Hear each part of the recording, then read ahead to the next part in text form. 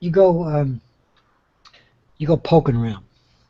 You go to you're on Google and you go to Hangouts on air.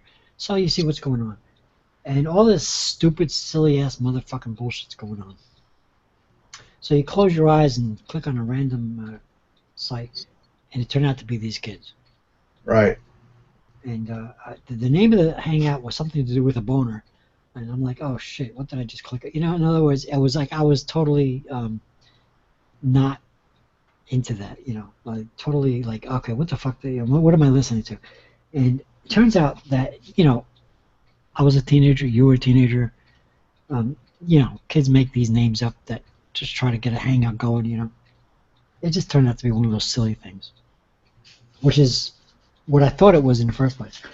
The thing is that, mind you, I clicked on it. All you could do is see. All you can do is listen to the audio, or if there's any video, doesn't matter. There was no actual video. There was just their icons.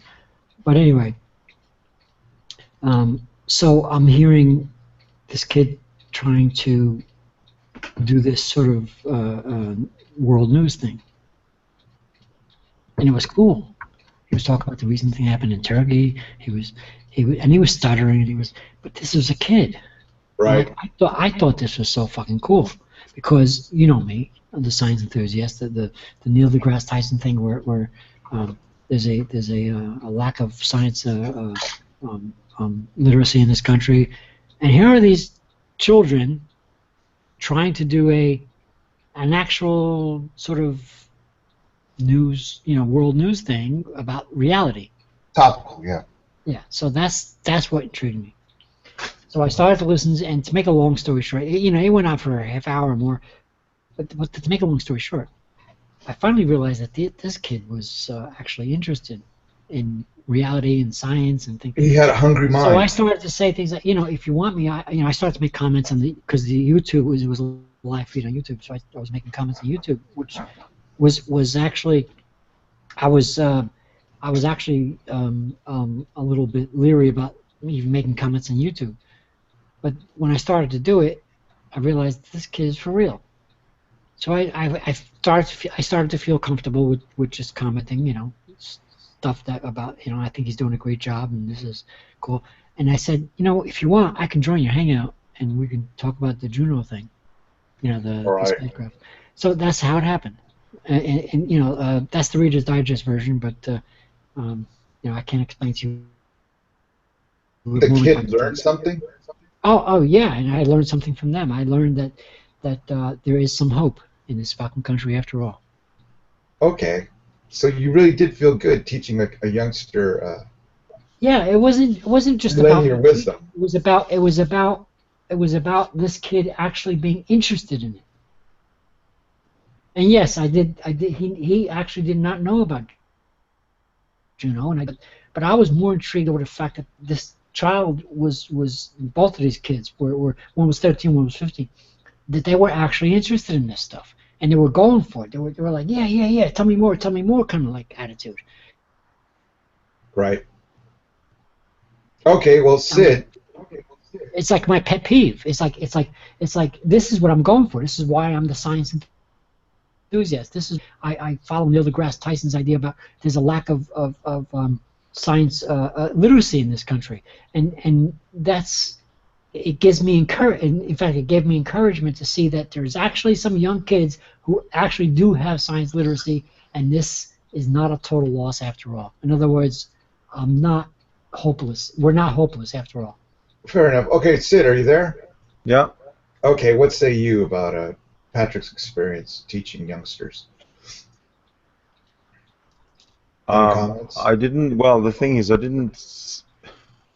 didn't hear any results of the teaching. I just heard observations. Did I give you some results? Well, I mean, you told me the kids felt good. They got hungry. They had hungry minds. Welcome to the show, Atheist Ranger. Hey, what's up? We're talking about Pat and his teaching experience, and that he simulated the kids' intellect, and he really got a rush from that. Oh, I'm sure. Okay, Sid, I mean, don't you like, impressing young people, or you really just No, would rather leave that to others? I no, I leave it Sidney, to young people specialists. Sidney, as an atheist, you understand that um, one of the main problems over the last 2,000 years is that the scumbags indoctrinate these people at young age. That is, they indoctrinate kids. Now, one thing I do So understand is isn't that it logical to say that we atheists and we scientists or science enthusiasts, as myself, should take on the same logic? Like, we got to stop the nonsense before it takes hold. then you need to get the parents' permission. These kids were online and they were doing a news show. In other words, Sidney, I'm insulted because you automatically assume that I'm some kind of fucking pervert or something. Pervert. That's your problem. Okay, Sid, why? My why problem, do you Sidney, something like that? excuse me, Bunto. My problem, Sidney, is that you automatically assume the worst, and you did not see the good thing in this. So, and that is why I sometimes say to you, fuck you. Well, you kind of dropped out there. All right, Sid, why? Okay, why do you think he should get the parents' permission? Tell me why. Because they are minor, and no minor should be doing activities that are not sanctioned by the parents or that aren't run by the parents. That was true in the 20th century, I believe, but now we live in the 21st century where kids just run wild. No, Man. that's the point. The point is these kids were on doing their own show, and I was intrigued by them. I understand that. Then leave them and let them do I their did own not show. hide myself. I was Patman. In fact, they were addressing me as Patman Patrick, Patrick Patman Festa. They knew who I was. I was not hiding anything. I wasn't going under some fucking pseudonym. I was me. In fact, I was showing myself on the camera. So go fuck yourself again. Okay, Ranger, are you there? Okay, what do you think about? Is there a proper way to teach kids online if you're a layperson, or is there, just gotta wing it? My personal thing is probably just wing it. Of course, I'm not educated in anything, so I can't really teach. Like, a kid wants to know about boxing, you just, you can relay that information, everything you know. Oh yeah, absolutely. I mean, of course, I think with when it comes to minors, I think certain things should be written off by the parents. Absolutely, like if they want to go on YouTube and look up, for example, sex education, that Okay. Something like that should be, yeah, you should get your parents' permission. But there's other things that are benign, I guess, like boxing or sport. You can relate to the child, an underage person. Okay, what do you say to that, Sid? Like, if it's something benign, then yeah, you really don't need to ask for the parents' permission. I think in all cases you have to ask for the parents' permission. Or what do you think about that, Ranger? Does that make practical sense? In every case, you got to ask the parent. Honestly, I do think in benign cases, no. I think if it's something that they shouldn't be seeing at that age, then yes. Okay, Sid, is that the way it is? That's for the parents to decide for their children, not for you. But that's the way Israel and the Zionists do it, right? They have to, relay what information the child gets because they're fearful of, the child being exposed to, the truth and I'll tell you what, Sidney. The way reality works. Look up the video. I might actually be able to. I'm going to try. I don't know if I can, but I'm going to try to link it to if I can find it. The kid actually had a live thing. I think he has it on a YouTube video. If he does, I'll send it to Patrick. you. And then you give me opinion then, Sidney. In the meantime, fuck off. Oh boy. Patrick, how you doing? Yo, Patrick.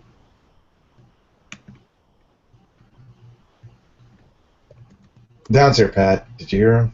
Yeah, I know, but he was talking while I was talking. Go ahead, Don. What do you want from me? Well, I was in a hangout last night, and it was Outbound's hangout, and he was calling your number. Like the literal your number, or just calling the number in the figurative sense?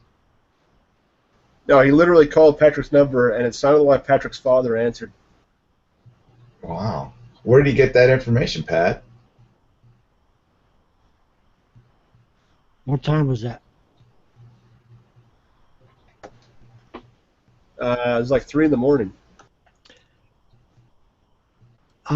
That's not possible. So Outbound, as usual, is full of shit, and I still am waiting for the blowjob from him. Did he promise you one, Pat? No, it's just my way of downgrading him to being the piece of shit that he is. A pejorative. You're Hey, downgrading. Bulldog is on this. Hey, Patrick, why have you blocked? Pick up fucking more?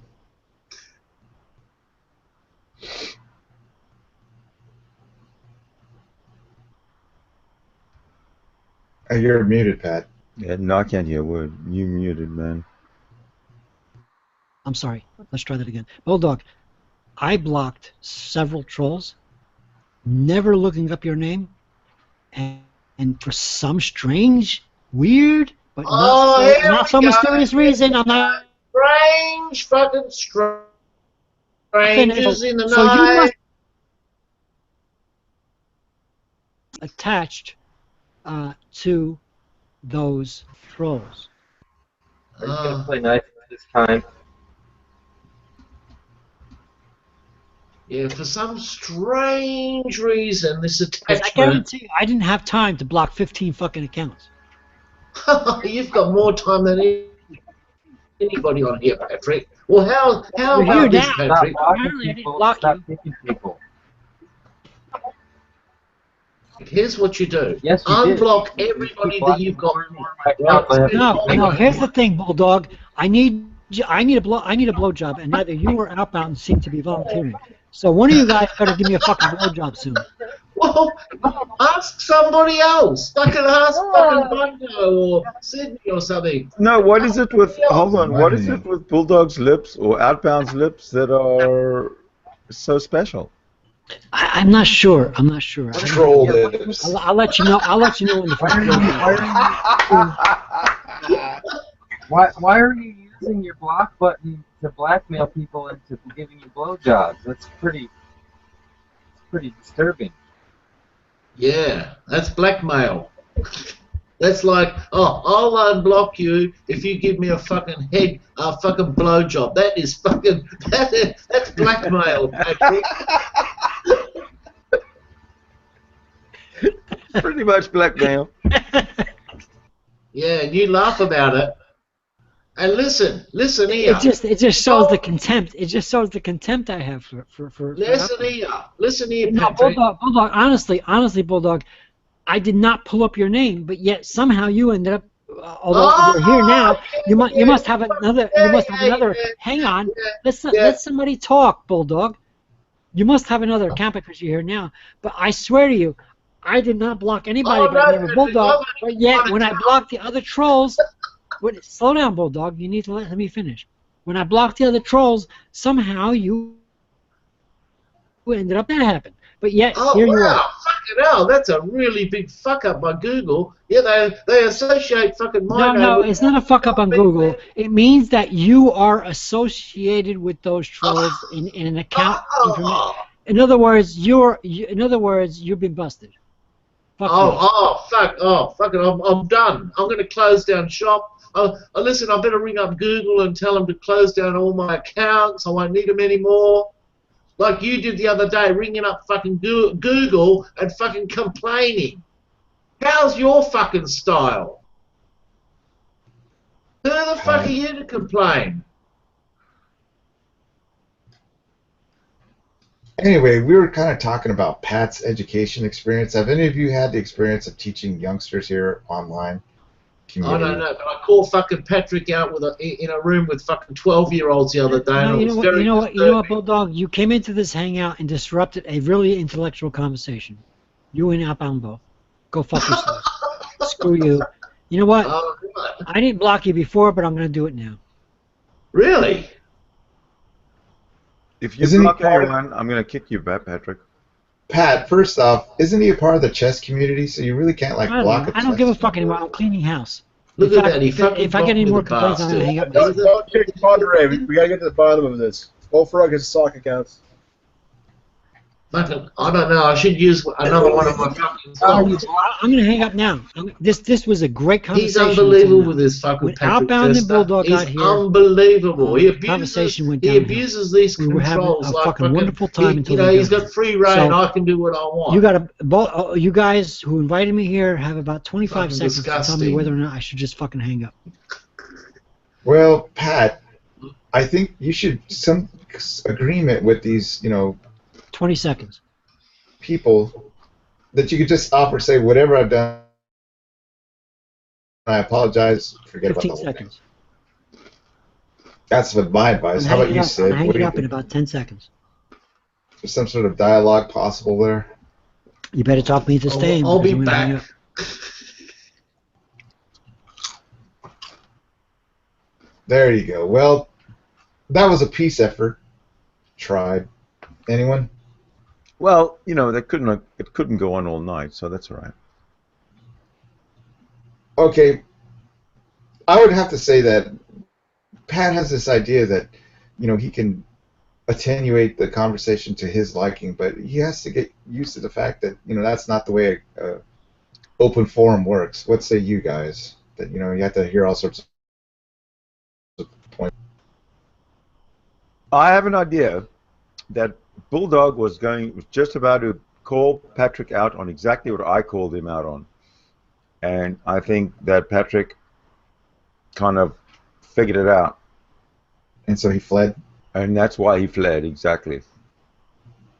Okay, Dan, are you there? What did Patrick figure out? Well, weren't we talking about teaching kids? Yeah, I called Patrick out on approaching teenagers without their parental consent in every single case, and he disputes that. Oh, does he? Of course he's going to fucking dispute Now, you it. were about, I think you were about to throw that same line of questioning at him, right? I was, but he wanted to fucking derail the conversation at that point. That's why he thought, I'll silence my critics. Right. That's what Patrick does. He silences the critics. Okay. Okay, Dan, are you there? Are you sleeping? Or? I don't know if you've noticed this. I'll tell you what I've noticed ever since his brothers moved out and his mother's died, he's getting worse and worse, right? Because those two people used to keep him in check, and they're not around anymore to keep him in check, and that's why he's got this erratic behaviour lately. He's getting more louder, more abusive, really going off the rails. All right. Dan, are you there or you're not there? Can't really talk. There's too much. There's too many people talking all at once. Okay. Is you there? Well, Outbound. How about Outbound? What do you say about teaching young kids? Is there a method or not for online teaching? Were you just asking me something my girlfriend was vacuuming? Oh, your sound is terrible.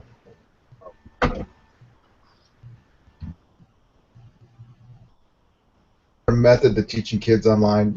I can't see your point about asking the kids' parents' permission for some things, Sid, but not everything. I think that's too unwieldy. Because the reason that they're online is because they do want to get away from their parents. Hey, Sugar.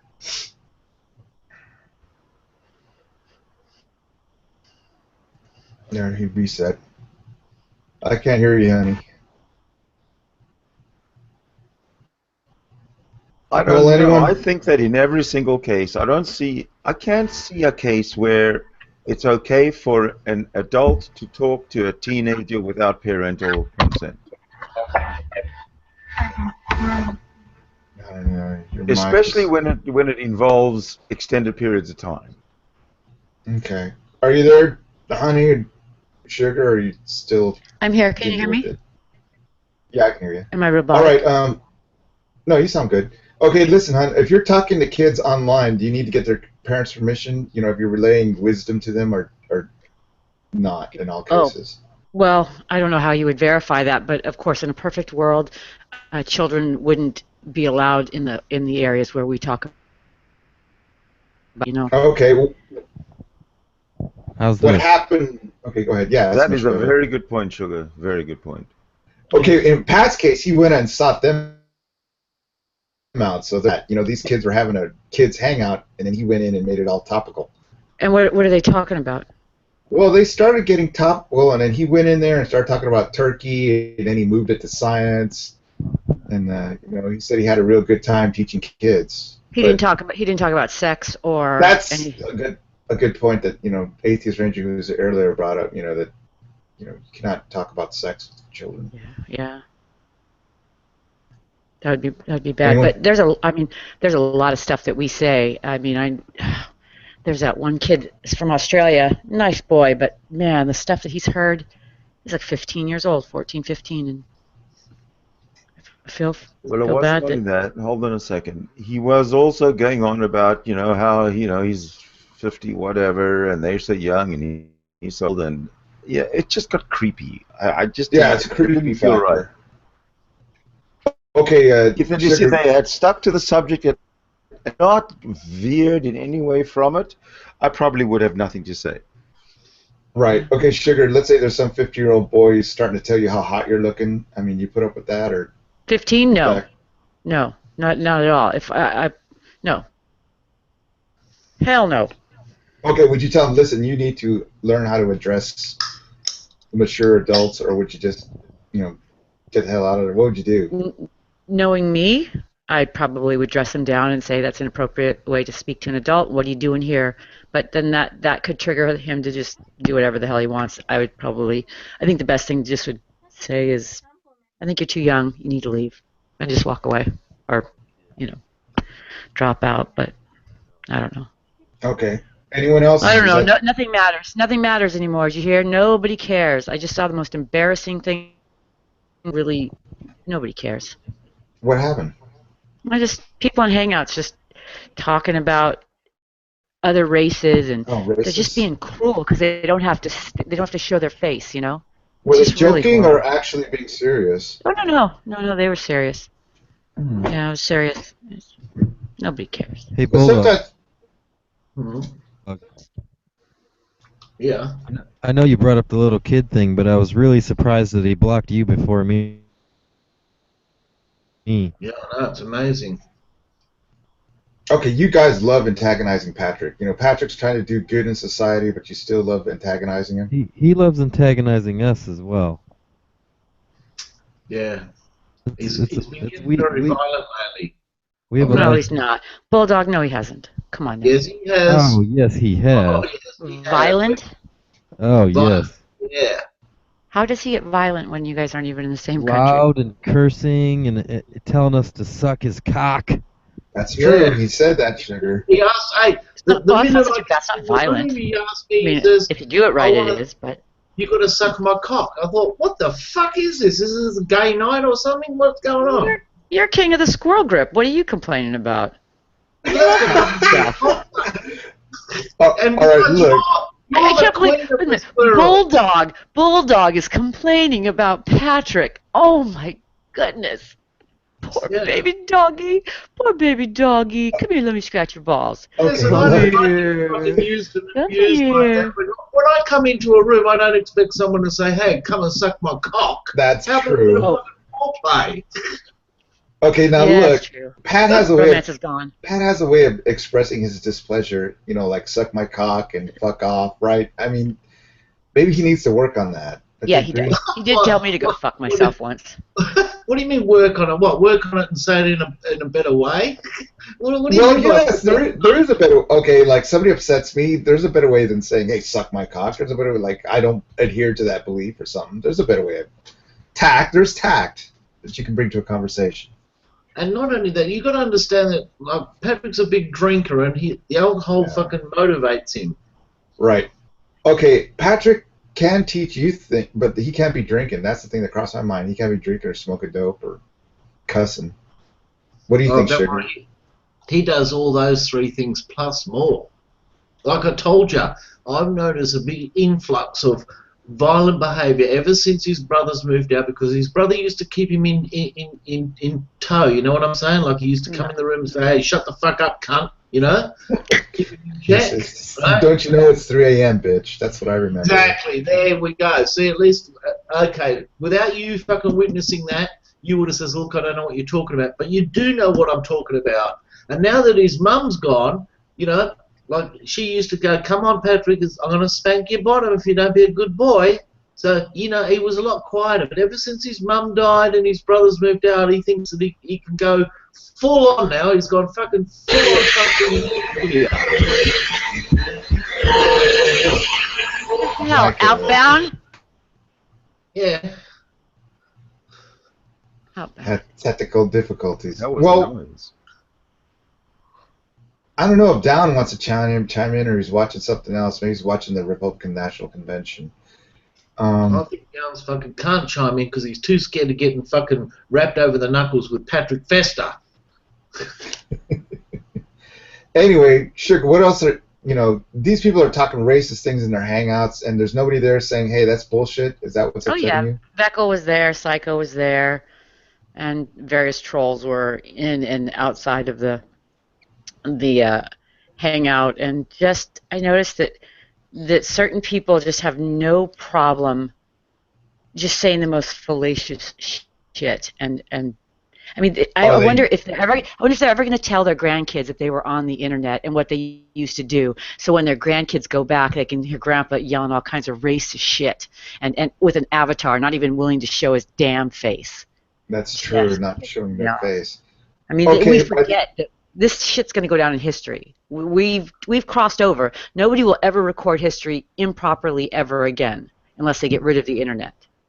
We are you know, we're going to be permanently etched into history. We hope. Okay, just to ask, are these Christians or are they atheists? Both. Really, both. So there's no difference. Mm-hmm. Mm-mm. Okay, Bulldog, do you put up with the racism in the hangout, or do you back them down? No, I don't. The Australians.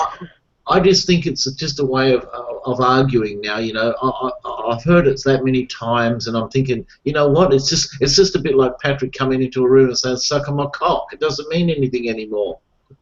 Okay, you have a higher tolerance. Yeah, it's like water off a duck's back to me.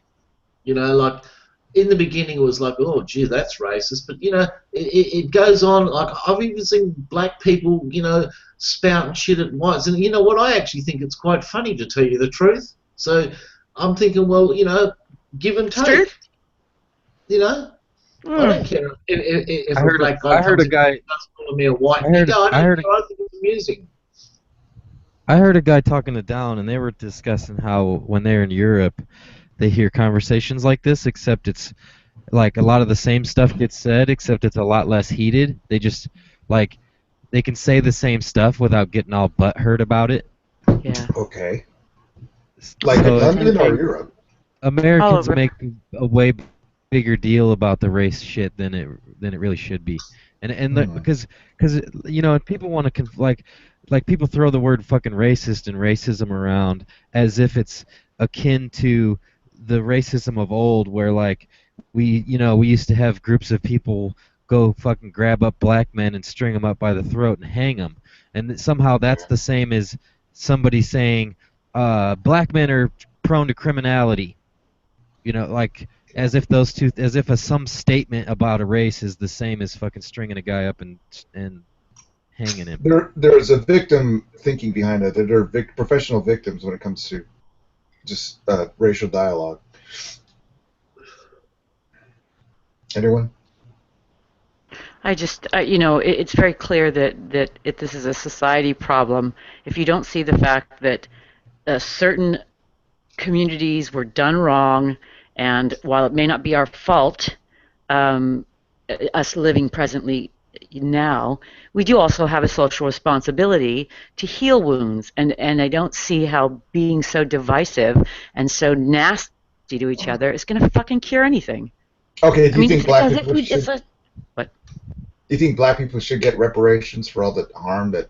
No, you can't. You can't repair anything at this point. It's gone too far. Everybody has to be willing. I think two things have to happen. People have to be willing to fucking put down their arms, because we're like two people pointing a gun at each other, walking in a circle, you know? Like, you know, you lay it down first. No, you lay it down first. Everybody's got to lay it down, and then you have to move on from there and stop thinking in those terms. Bad behavior is bad behavior. Whoa. Okay, so you lay down your arms. Okay, well, Yeah. I can picture that. Emotional Okay, I arms. can picture that. Yeah. Now, does everybody give each other a hug?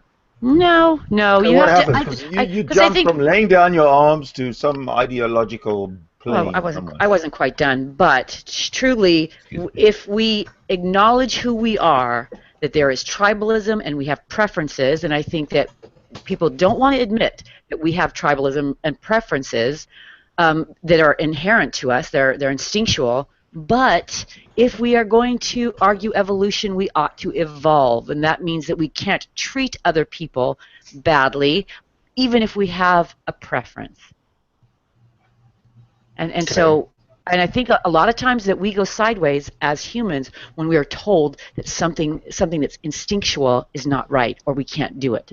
That doesn't make sense to our inner being, whatever the hell it is. Okay, right? very good. We know. Okay, go ahead, Sid. Go ahead. You seem to think, No. you seem to believe in some kind of an ideological, emotional communism of some sort. No, I believe that we're fucking smarter than we act. We've got all this history to learn from. We've got brains. We've got a lot of information at our fingertips, and yet we can't get past a lot of shit. I don't get it.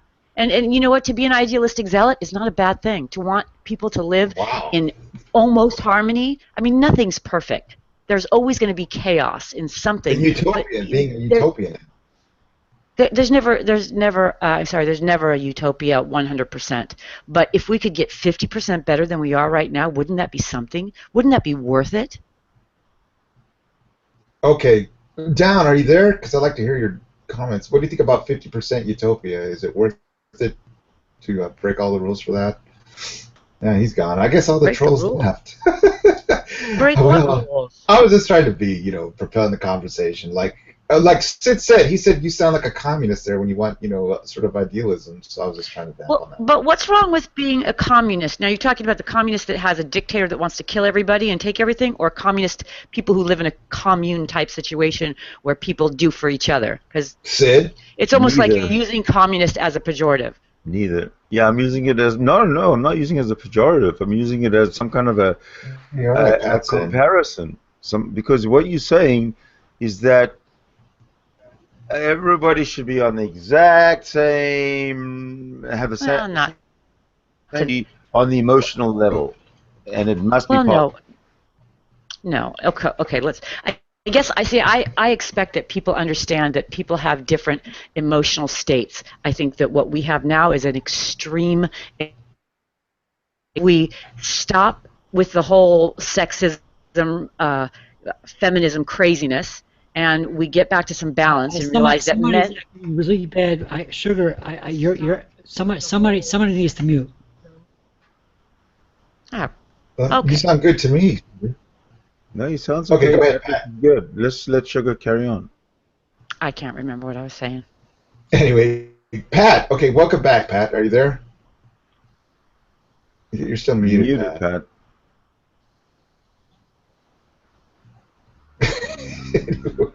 Once Pat figures out how to unmute, Maybe I'll help him unmute. Oh, pull it back. All right. Well, okay. I think Sugar has some cogent points. Well, you fucking kicked me out of the hangout for you piece of shit, Patrick. Cursing. Now listen, Bulldog. Can't we just, you complained about walking into a hangout and having Pat say "suck my dick." Okay, you just came into the hangout and you chewed out Pat. I mean, can't you guys have a little peace? Yeah, he fucking removed me from the fucking hangout. No, he didn't. Yes, he did. And he removed fucking Outbound. It says it in the outside chat. No, because Outbound and Bulldog, everybody was not even here when Patrick joined. So what are you talking He about? doesn't. Hey, listen. They don't have to be here.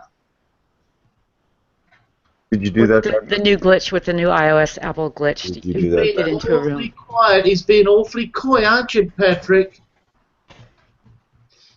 Hey, Uh-huh. Sid, could you do me a favor and Is this the silencing of the lambs, Patrick? put the YouTube watch link in the side so I can send it to a friend? Let's see. Okay, listen, guys. I'm going to talk directly now to Bulldog and Pat. You guys need to make up and start having... So somebody needs to stop playing the previous video. Playing the previous video? What previous video? What are you talking about, Pat? Anyway, can you guys, just have peace for about 5 minutes and see if we can get into this interesting subject of, utopianism? What do you say, Shug? Yeah, I'm here. I'm good. Okay, Sugar. I'm letting the boys do their thing. People that constantly fight, I mean, is there any use? Well, there's Pat. He's gone. Is there any use to that constant fighting? I don't think there's used to constant fighting. I mean, good amorous debate is fine, but why? I mean, oh, Sid, you have the YouTube watch link. The watch link because a friend was asking me to. Say it again. I'm sorry. What? The YouTube watch link. Put the YouTube in the side chat so I could copy it and paste it to them. The view. How you can watch this on YouTube. Got it. Who are you talking about? Well, I have a friend who wants to see. A friend? Ah, any friend of yours is a friend of. Oh, this is the Hangout link. She wants to see the YouTube. She wants to see the YouTube. Okay. Oh. This new technology, he wants to see it. Ooh.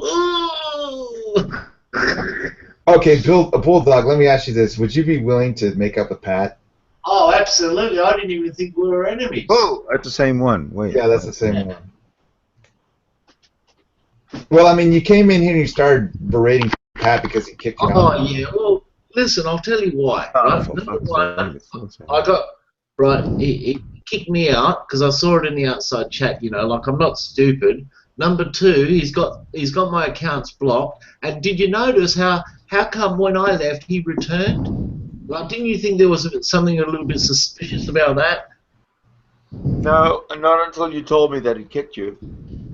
Yeah, well, see, when I left, he decided, here's my chance to get in because, look what I can do. No, I invited him in. Hey, listen, he can come back because he's already blocked one of my socks, right? No, I invited him in, and then he came, and I guess he took advantage of that opportunity to kick you down out.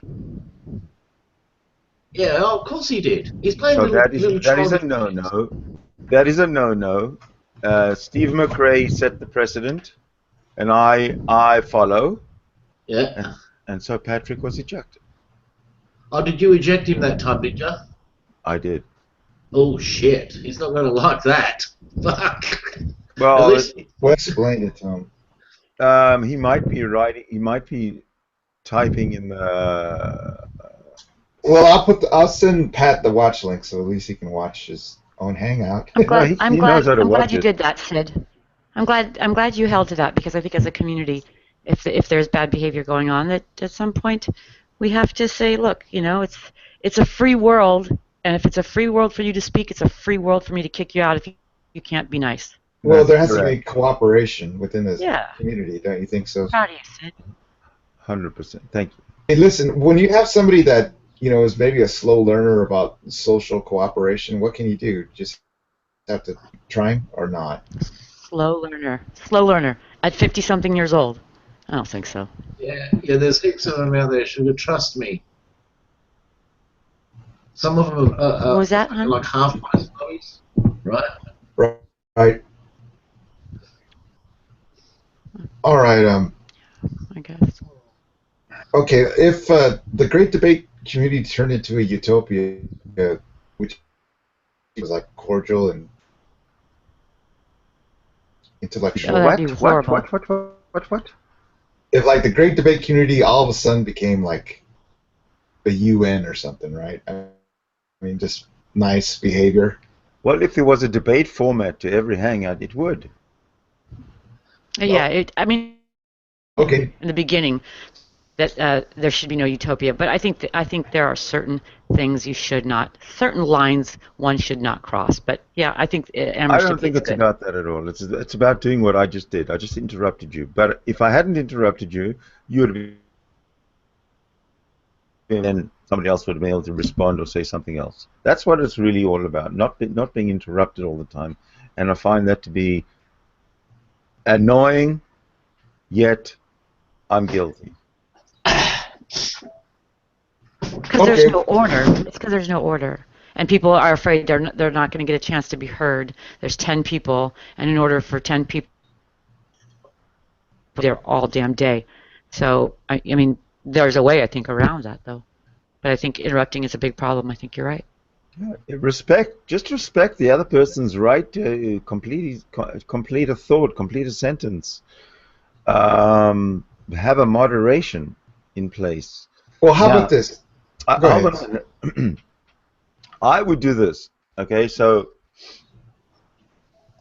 in a perfectly moderated hangout, there's me, the moderator, and then there's the two debaters, right? Right. Mm-hmm. As a moderator, you have the right to hide people from the broadcast. So the person who's got the floor, you give him his 2 minutes, 60 seconds, whatever, and the other person is hit. You hide so that they can't interrupt. Good idea. And then you switch it. I think that's a good idea. I think that's a very good idea. That's in way enforced manners. Go ahead. You have to enforce the platform of freedom of speech. But there's a problem with that. I saw a debate about 2 or 3 months ago, right?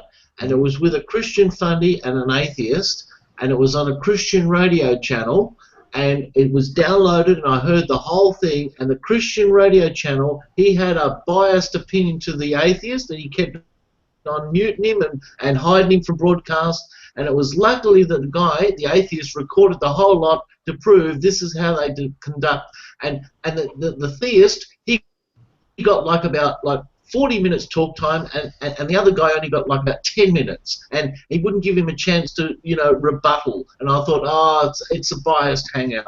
And when I saw that, I thought to myself, well, there's a moderator there who is biased. So it can actually work against you, if you've got a biased opinion. I agree. And I downloaded the video, and I've got it, and I thought, this is how, and even the fundies do it now. Right, that's why they're very disingenuous. Okay. And that pisses me off because you don't see that with the atheists. All right. Correct. Wait a minute. Go ahead. I almost choked. Are you serious, Bulldog? Come on. Yeah, I am. I've got. There was a lot of I'll give you the link to the video, and you can listen to it yourself and watch the bias. No, but I understand that there's bias. I'm sorry. I'm not questioning your situation on that, but atheists do behave badly. Okay, yeah. If they do it, you show me where they've done it to the extremes where the theists do it. Show me. I would have to. I've seen some egregious and I listen hangouts. I listen to a lot of debates because I actually enjoy listening to them.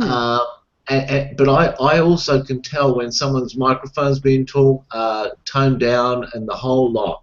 I've seen it. The theists do it a lot more times. Like, I'm not talking about double. I'm talking like 10 times more. Okay. Significant. Okay, what I was going to offer is yes, you're right about manners and stuff, but I was going to say, it crossed my mind that I went to school for music, right? I got my degree in music composition, believe it or not. You did? Or I went to advertising. You're right. So the thing is, maybe these people in conversations aren't listening to the cadence of the conversation, and then not so much interrupting, but waiting for the other person to finish and then joining in. Because I do that. I wait till the cadence ends and then I'll jump in. But maybe people like Outbound and Patrick, they just cannot realize when that person is through speaking and they just butt in. What do you guys think of that? Yeah. Listen, I've never experienced that until the internet. I've noticed that, and I always thought that I thought there was a delay. But it wasn't a delay. It was like, no, these people purposely butt in on conversations, and I've seen it. Like Patrick interjects all the time. Lots of people do it on here, and I thought, Why is that? Like, I always thought that was rude, but now I've come accustomed to it, and it doesn't bother me as much. I think it's because they're competing. You know, everybody wants to get that zinger in, right? They want to be the one to tell the guy to shut the fuck up. They want to be the one to throw the zinger in that everybody laughs at. People are desperate to be heard, be acknowledged, be thought of as good, you know, or to shine. And 10 people, it's hard to keep up a cadence when you're trying to, you know, be the first one in of 10 or 9. Okay. So maybe these guys, you think you could teach them how to listen to other people's conversation, or they just, that's just the way they are? You get used to their butting in. I think that there ought to be, like Bulldog was saying, there ought to be some type of, or I'm sorry, whoever, I think it was Sid maybe that said it, some kind of a system, right? Even if on the side chat, someone, if you have a comment on about what's being talked about, like right now, if somebody wanted to respond to me, they'd like, you know, put a 1 or something in the side chat, and then those, you know, if there's only 2 people who have comments, then those 2 people can comment, you know, and then at least people would feel like they were going to be heard. Right. Testing. Okay, all right, what say you, Sid? Is it worth it to have people learn how to have a discourse? Maybe that should be a class in teaching how to talk to each other online. Yeah. What? A class to teach people how to talk to each other online. Well, why don't people just go to the community college and do a communications course? Maybe they've never, you know, got to that level. Every community college has to offer communications 101 or something. But you have to admit that there's all sorts of intellectual levels, you know, and the great debate community, but I wouldn't put any of them at this, you know, higher scholastic level, to be honest. Anyone? Yeah, I agree. I think that I think it's important to remember. I've heard these stats, and they just floored me when I heard it, and I remember them every time I think about our community. Those of us who are regular users of the internet, is like we do, or those that are considered regular users, make up less than 2% of the entire world. It's not a lot of people. Well, 2% of the entire world is 7 billion. You know, that's all of North America or something. But well, I mean, less than. I mean, we're talking 1.5%. That's still for something as big as the internet. You know, you figure. I don't know. Well, I think it's amazing. But it's mine. The other part of that is that of that 1.5%, the amount of people in this community, not the great debate, but in the regular user community that have antisocial behavior, heavy on the mental illness, heavy on all these things that are difficult to deal with. Mm-hmm. This is like the new mental hospital. Yes. Some of us are only here temporarily. Some of us get rehabbed. Some of us go way downhill. This is the narcissistic society. If you listen to Sam Vinkton, and he's the utmost psychiatrist. No, he's what is if you oh my God, specialist. He's he's the researcher about that type of behavior, and he's also here on the internet. He's an interesting dude. Well, I have a question for the panel, real quick. Does it bother any of you that you are speaking with somebody who is mentally ill here at the community? Does it ever? Only if they're being abused. Is this thing working? Yeah, you're live, dude. What about when the mentally? What about when the mentally ill start abusing us, the normal people? That's not right either. But again, what are you going to do about somebody who's mentally ill if they're not thinking the same way we do? I mean, we're holding them to a standard that. No, we're not. No, we're not holding them to any standard. What we do is silence them because they're being stupid. Well, I do think it's wrong. Like you did hear me say, it's wrong. They shouldn't be. I think, though, that we ought not fire with all rounds, because it's not quite fair. I think. Well, hang on a second. Maybe they don't know they're stupid. They need people like me to tell them that they're stupid. They're mentally ill. If they were going to benefit from somebody telling them they're stupid, then that's what their therapist would have done the first time they saw a therapist. Hey, buddy, you're stupid. There, you're here. Listen, $100, please. If every day someone says, The "Hey," therapist doesn't need to tell them they're stupid because the fact that they're seeing a therapist already alerts them to the fact that they have a problem. Oh, yeah, they have a problem, but that doesn't make them stupid. Plenty of well, people. but they are stupid because that's why they go to the therapist in the first place. Yeah, because everybody who goes to a therapist is stupid. So I don't go Come to a on now. Gentlemen. Of course, like I said, if you're going to argue evolution, you need to evolve. Bulldog. If they don't know they're stupid, the fact that they're going to a therapist alerts them to the fact that they have some form of a problem. Yeah, a problem. But doesn't make you stupid because you have a problem, right? Well, the thing is like this, guys. I think because to me, the people that don't go to therapy are really the stupid ones. I mean, let's be honest here. Well, this is the whole gist. I know we're kind of going on the side things. Like you're talking to somebody. Sometimes they go to therapy against their own will, though. Well, then they're really stupid. No. Okay, guys, just one second. Okay, the thing is that you're talking to a person who's mentally ill. You know, neither here nor there if they're going to therapy or not. I mean, should you take pains to have that communication, or should you? I mean, what do you do? No, what you do is you keep telling them over and over and over again that they're stupid to get the message through. I don't know if that's effective, Bulldog. Well, put it this way. I don't mind trying. Yeah, okay. Well, we'll keep you advised when there's a job opening. Okay. Thank you. Hey, every day I come on the internet, there's a job opening. It's true.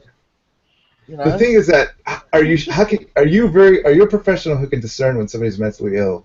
I mean, listen, I don't need to be a professional. Someone pointed that out to me the other day and said, are you this? Are you a doctor? I don't need to be a doctor to see that someone's got a cold or a dog's got a broken leg. I can see a dog's in pain. He's right. I don't need. If you don't. These are just common things. Like when I've got a toothache, I go, shit, my tooth's hurt. I don't need a dentist to tell me, hey, where the pain is. You know, like, even though you're smart enough to see it, like, you know, a lot of times the dog doesn't know his leg's broken.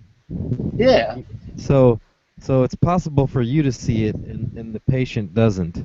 But you were just saying that. Oh, Outbound. Yeah, got you there, sugar. No. It's Outbound that is now contradicting himself.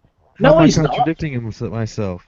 Oh, come on, you. Look, what I'm saying is, like, if they're already in the loony bin and seeing a doctor, then either they realize they have a problem, or if they don't, it's being addressed properly.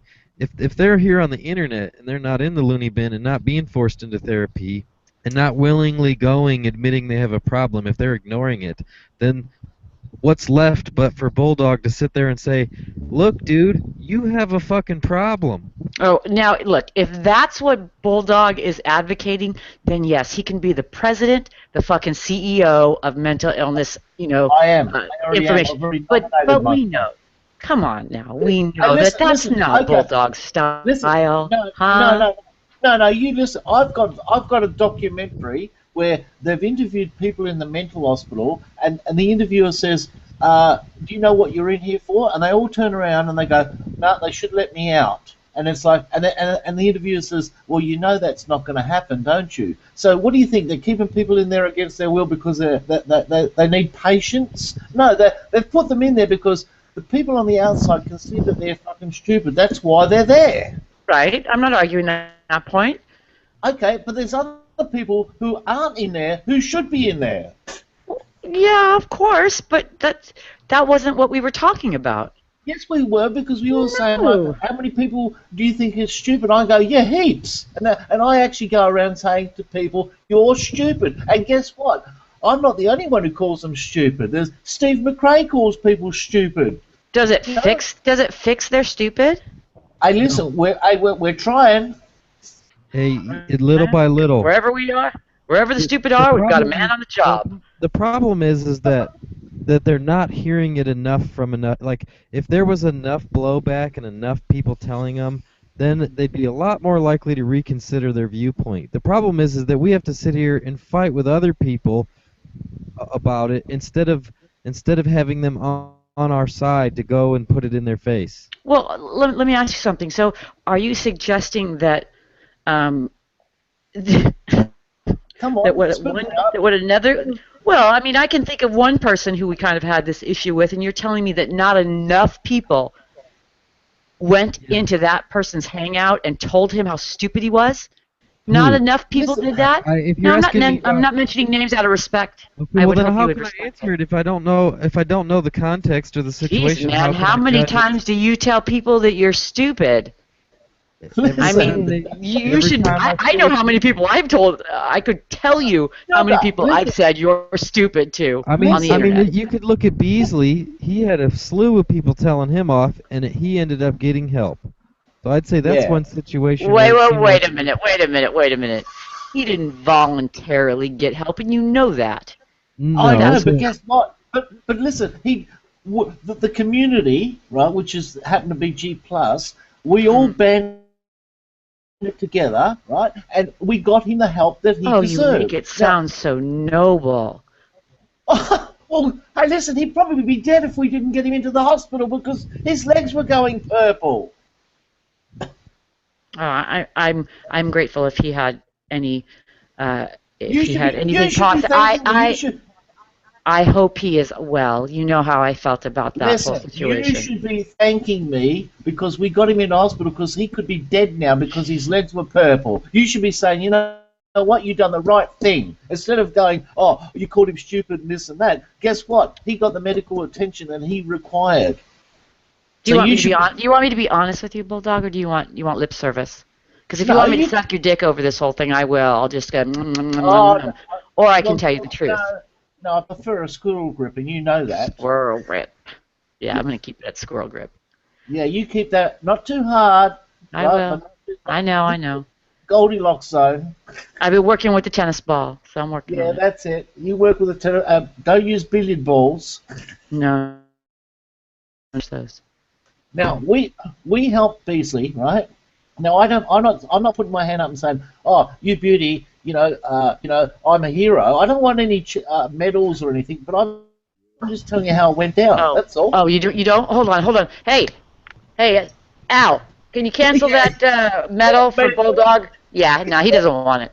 Yeah, no. I don't know what you're going to do with it, but he doesn't want it, okay? All no, right. I don't. I'm back, sorry. But he's one of many, okay? Don't listen to the Bulldog. He deserves the medal anyway. Yeah. Yeah. Yeah. Well, Okay.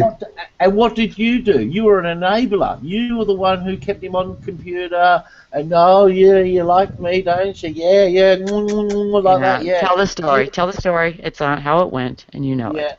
The minute I found out that his wife was sitting right next to him, I never went in his room again.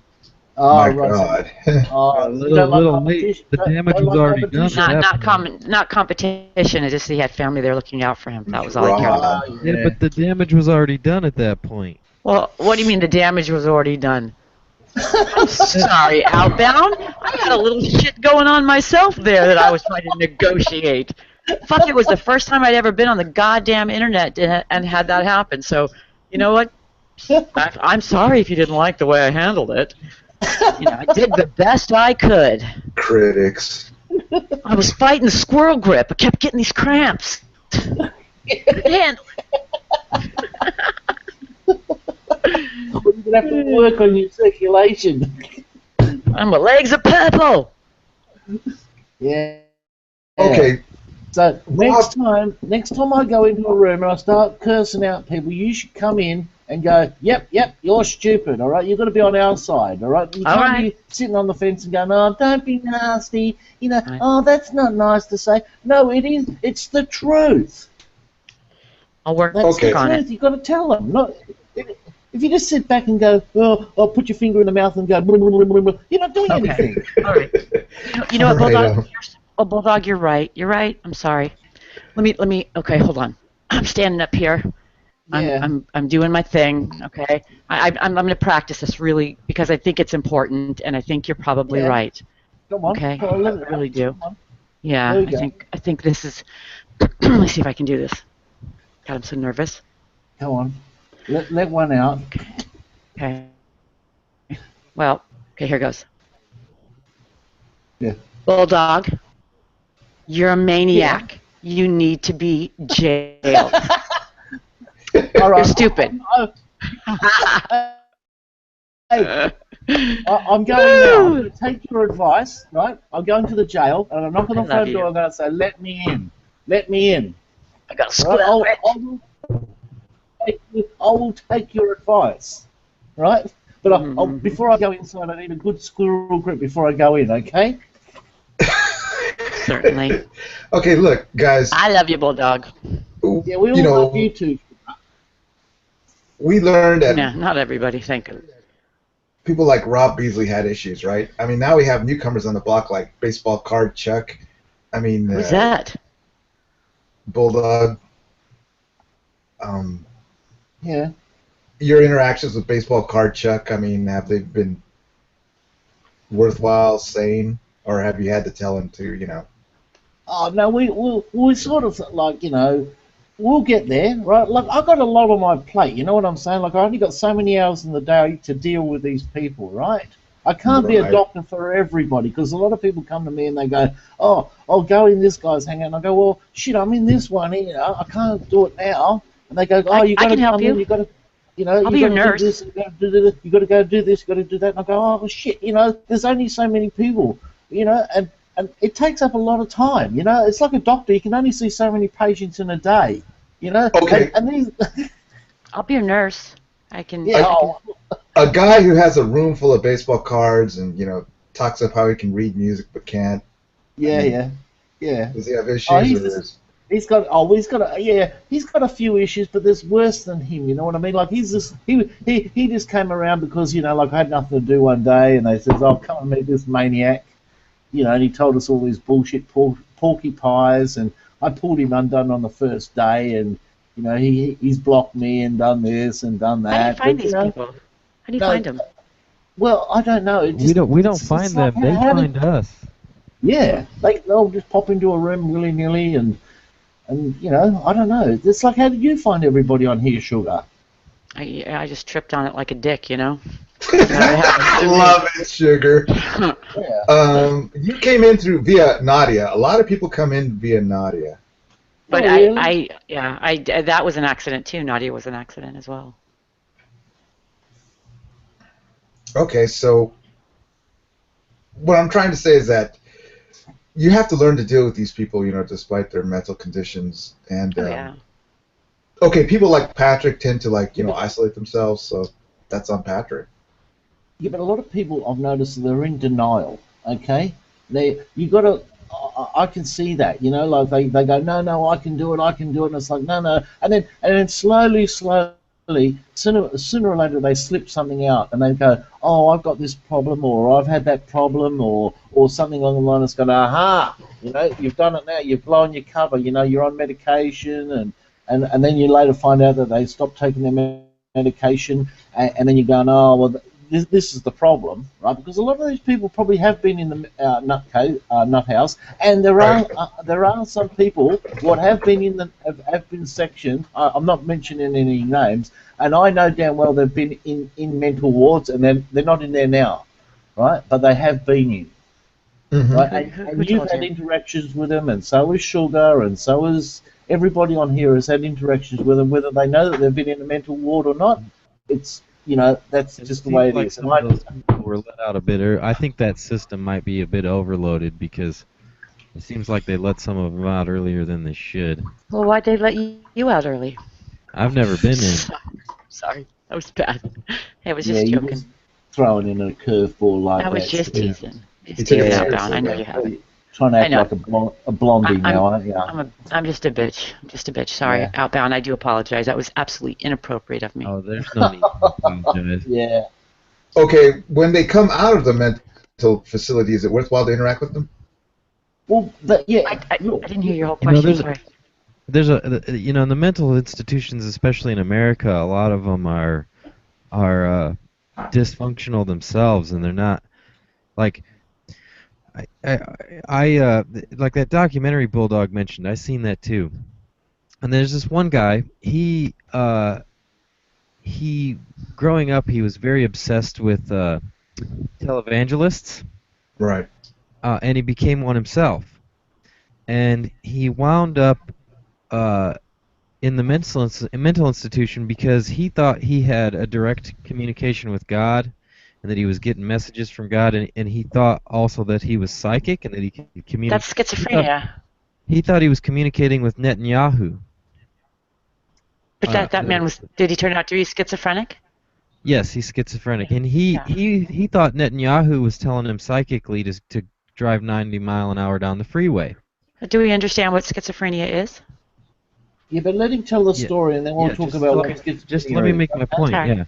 So they get this guy into treatment. They get him on pills. He gets to the point where he admits that, you know, this stuff is not. He knows it's not real. He gets in control of it, but they let him out, and then they interview him with he's living with his mom, or his mom's at his apartment or something. He's in his apartment, and the guy's as soon as he gets out, he's back to watching fucking televangelist shit again. And I'm thinking to myself, well, this is the path that started him down the bad road to the fucking the mental ward in the first place. You'd think that they'd want him to stay away from that shit. Okay, so and he's on a myriad of drugs. It's not like one or two pills. He's got like 15. All these drugs he's got to, and he's got to take this one here twice a day, and this one at lunchtime, and another one at breakfast time, and da da da da da. And you know, it stabilized him, but they didn't cure his problem. Like while he was in there saying, "Listen, you know." There's no cure for schizophrenia, gentlemen. Well, there's no cure for it. I mean, do we understand that schizophrenia is the brain's inability to distinguish but reality? Doesn't start people on a path that leads them to destruction again. Do you know what happens when you get a schizophrenic medicated, and they get to the point where they are able to call their own shots? Right, to the point where they no longer need a conservator, and they're able to distinguish reality. What happens to them? This is almost always what happens, and it happens a lot with people with borderline personality or bipolar as well. Not borderline, I apologize. Bipolar is what I meant. Once they get medicated, they start feeling normal, and they start saying, "Oh, I feel good. It's me. It's not the medication," and they stop taking the medication. Within a week, I'm picking them up off the floor again because they're seeing aliens. So this is a cycle that goes over and over and over and over again, and it's very difficult for families. It sounds like you see my point then. No, I see that your point and then some. I see what's done for these people. I see what the families put up with, and you're asking an irrational mind to think rationally, and that just doesn't happen. No, They're schizophrenic for a reason. It's not a broken arm. It's a cognitive deficit. I'm just saying. My point was that, and I don't think it's like this in every country, but my point was that the American psych wards seem to allow things that shouldn't be allowed. They don't. It doesn't seem like they really got a good plan to cure people in some situations. There is no cure for schizophrenia. Okay. Well, maybe cure was the wrong word. I'm not quite sure. I mean, maybe cure was the wrong word. To help them function and not land back in the same place they were in the first place. Okay. So it is the mental health profession. It is their responsibility to monitor and maintain people even after they're released. How would they do that? They already do that. I'm just saying. How? No, they don't. They don't. They were monitoring this guy. He has to meet with his counselor every week or whatever. But my point was that there was no like there's a lot of times when they let people out with stipulations. You can't do this. You can't do that. You know, you have to take your meds. Like they have all these rules. Like, and if you don't follow, if we find out you're not following the rules, we'll come and get you and put you back Come in. back, yeah. But like this particular guy, you'd think they would have had a rule like no televangelist stuff. No, stay away He's from going to that. follow that because they say no, right? Just because they say, oh, Mr. Schizophrenic, make sure you please take You your have a medication. problem with it though in the video. It's not. Is he going to follow it? I mean, if really that's the case, then he shouldn't have been let out. So Well, we know that. Just let me interrupt real quick. We know in the penal system, the penitentiary, that the parole officers can make surprise visits, right, outbound to the person to see. This guy was encouraged to go back into the stuff though. He wasn't discouraged Again, from it. I understand they're discouraged, but how are they going to stop him from doing it? It's not about stop him. It's about make it part of the program to not let him do the things that led him to be that way in the first place. Then why if they let him out? If they let him out, how? Because that was what we were talking about. They let him out. How do they stop him? Well, like this, Sugar. They go, like a parole officer will go visit his house, surprise visit. The guy walks in and sees the guy watching televangelism, then that's a mark against his, being free, right? Yep. Correct. They were allowing it, though. He was allowed to, it seemed to me like they were allowing it while he was in the psych ward. See, that's even worse. Yeah. Well, I don't know. Like they didn't see the connection between those two things. Because maybe there is no connection between those things. Because I've seen. Look, there's the thing. Schizophrenics focus on two major things always: religion and sex. Right? These two things are very, very, and then there's what about more. The guy that you said with the aliens? I was just going to say, and then there are the ones that fall behind that: aliens, other creatures going, coming to get them. So there are a few things that come up over and over again. It's because it's in our society, right? Religion comes up because they learn as children, right? They say that the schizophrenic child, or this because it happens usually between 17 and 21. Right, there are those on the outside. Yeah, mostly men, although there are women, and they're usually very intelligent. But also now they're finding that it's usually the most sensitive or empathic child that's in the family, and it can come from some kind of trauma.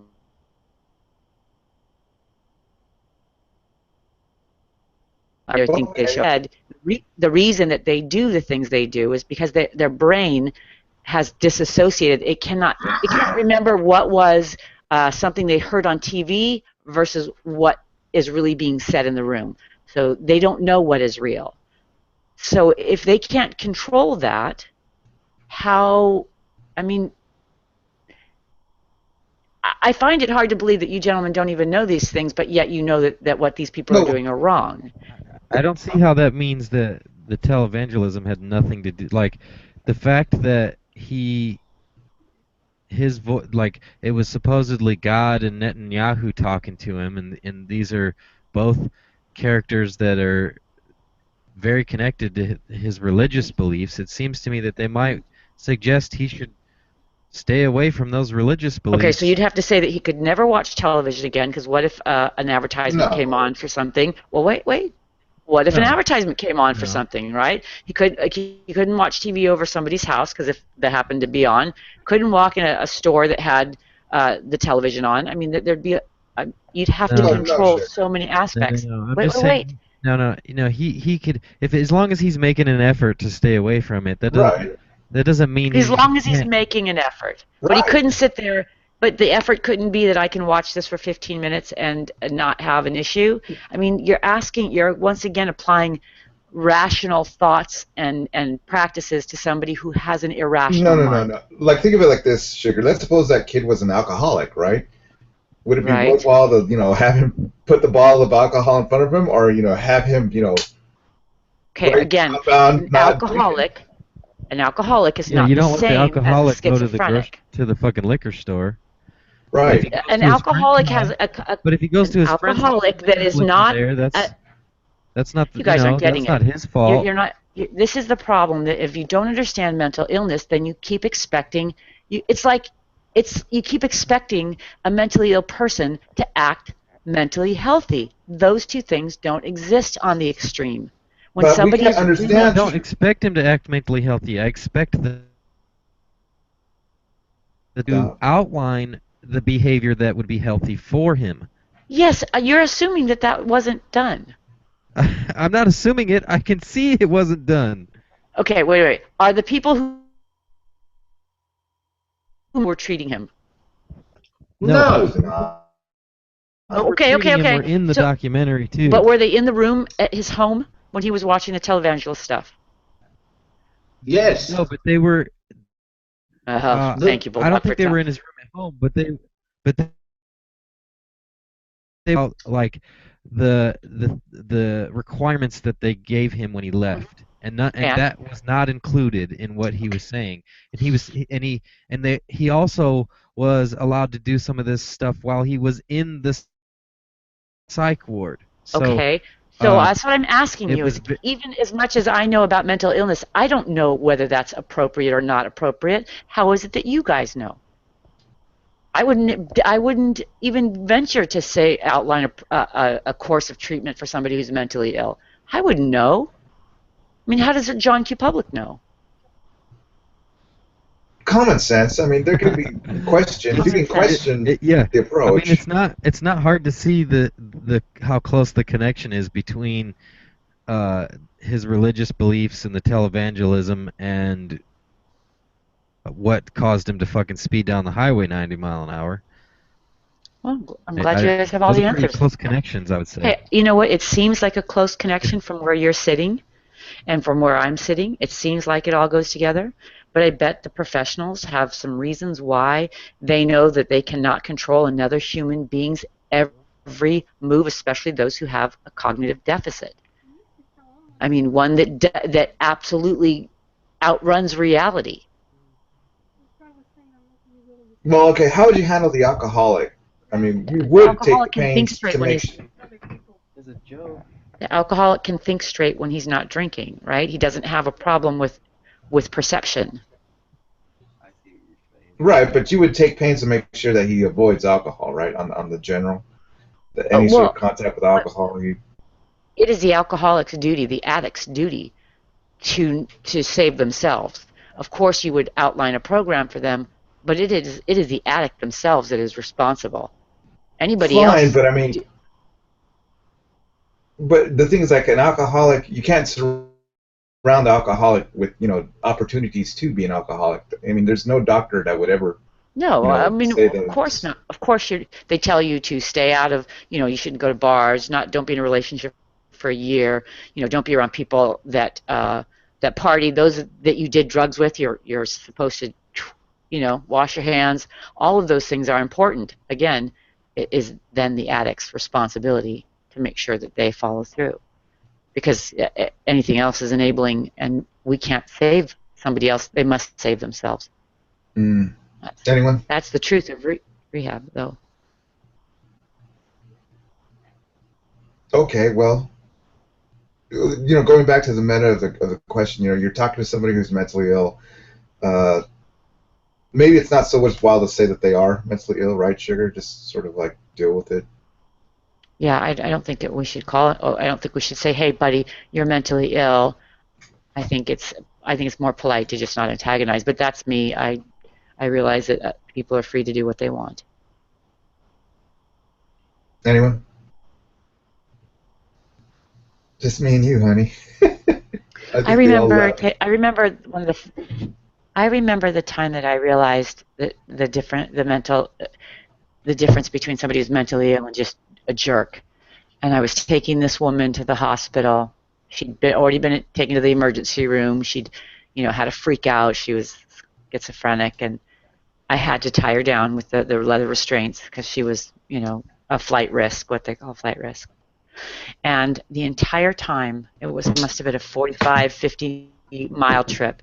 The entire time, she would sit up, pull her shirt up, and scream, "Mickey Mouse, Mickey Mouse, Mickey Mouse." and then lay back down. And she kept doing it over and over again.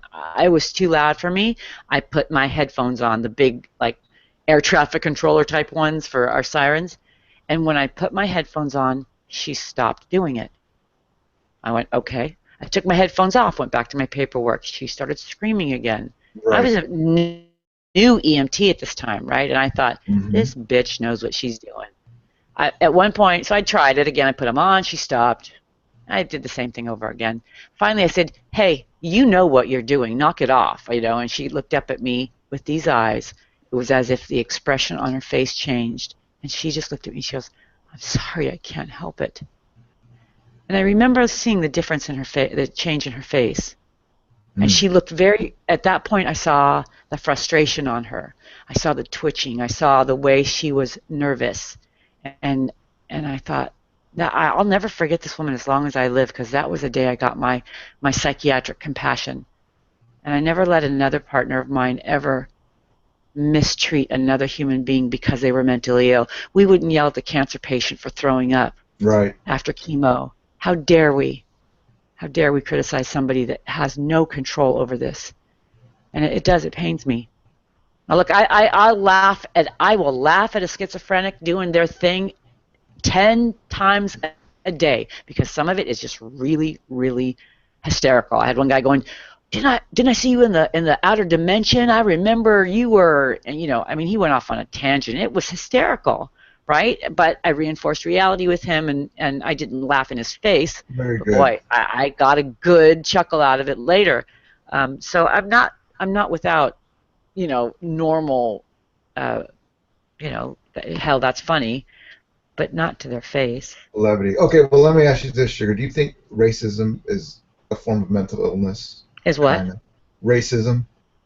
People that are racist? No, I think it's tribalism gone mad. I think it's the fact that we're not allowed to just, it's the, you know, religion says that there are certain people that are good or better than others, right? That starts it. Then we've got the intrinsic tribalism or inherent tribalism that is you know, instinctual to us. For whatever reason that is, it is there.